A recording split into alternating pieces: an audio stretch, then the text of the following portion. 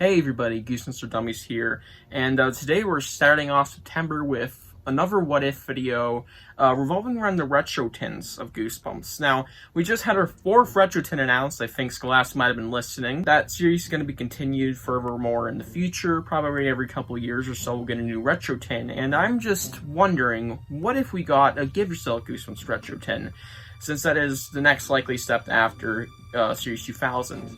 And I have a list of 5 books here today that I think are the most likely to be thrown inside of this retro tin if we do get one in the future.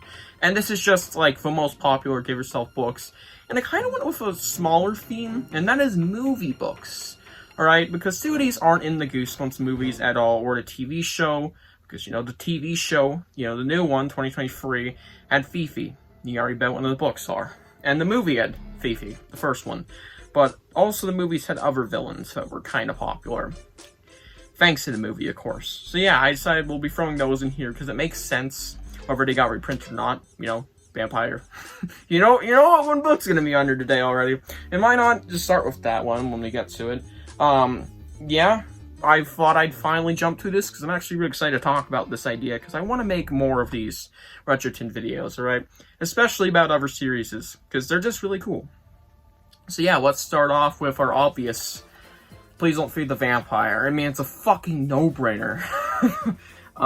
This one get thrown in, not just because it is really popular, but because, it would just complete the reprint run almost.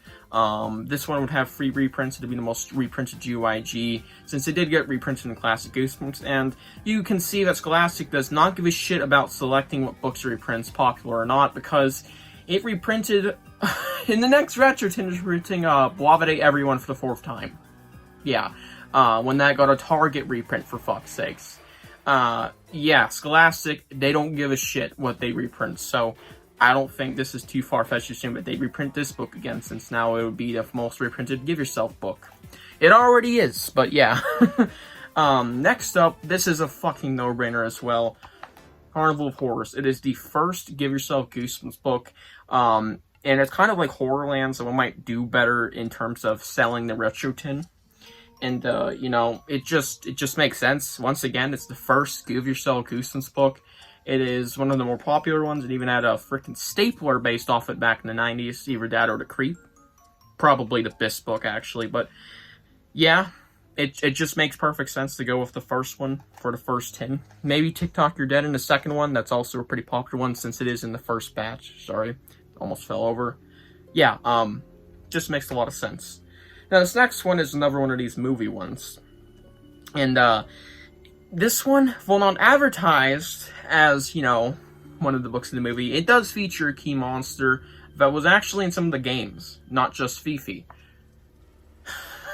Toy Terror Batters included for that very strange cover art. I don't hate it, but I don't really love it. This features the Annihilator 3000. I know, huge spoilers, and I've never even read it, but this is a thing that a lot of Goosebumps fans have come to know. The character of the Annihilator 3000 was popularized because of the movie, so it just makes sense to include its book in the retro tin for the Give Yourself Goosebumps series, at least the first retro tin. And not to mention, it was also featured in various Goosebumps video games, such as Dead of Night and Night of Scares. Basically the same game, but you get the point. It's been in video games, it was in the movie, it's got a popular monster. Yeah, makes a lot of sense. And moving on.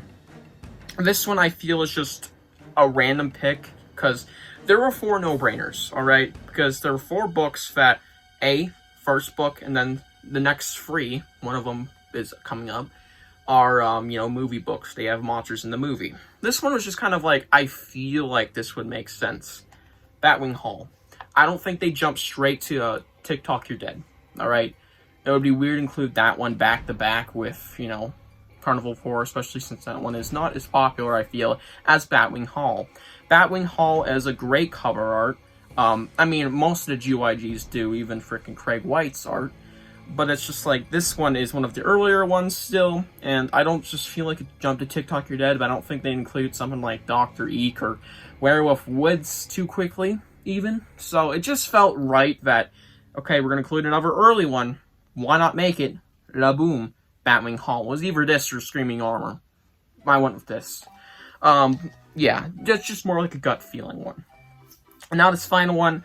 This one, I would be very surprised if it didn't get included. And that is Deep in the Jungle of Doom. Now, this is another one that is not advertised as one of the books in the Goosebumps movie, but it actually was featured, and it actually comes with the book Crombie and the Mulgany, if we call it that. Yeah, double feature. There were 2 monsters in the movie from this book. Of course, the more popular one being Crombie, and it was even in the Goosebumps, Goosebumps the game. And same with Annihilator, and I think someone else. Yeah, Fifi. Vaguely, but they were in there. Makes sense for this one to show up as well. Not to mention, Carnival of Horrors had a character in the Goosebumps movie, so I guess all around this is almost completely monsters from the movie. Or the movies, plural, or games, whatever. But yeah, Crombie and the Mulgany. The Mulgany is like the witch doctor guy in the background of the movie. Same with Crombie, of course. He's a little cave troll. Yeah, that's pretty much the only reason I include him. And also, it's a more popular title, I think. Especially from, like, midway for the series. Because, alright, put it this way. Do you hear a lot of talk about Diary of a Mad Mummy besides, like, Completionist maybe mentioning every once in a while because he really likes it? No, I don't hear a lot of talk about it. Hear a lot of talk about Scream Evil Genie? No. Hear a lot of talk about Professor Shock? Not really. Do you hear a lot of talk about Secret Agent Grandma besides the fact it's stupid looking? No. Yeah, it just makes a lot of sense. It was either this or Wicked Wax Museum, and this one had movie monsters, so... This is my picks for what I think would be in a Give Yourself Goosebumps themed retro tin. Tell me your picks below, and what do you think would happen if they did a second one? I know I'm thinking very far in the future. This is like 20 years from now, but I might be dead by then for all we know. I'll see you guys in the next one. Bye.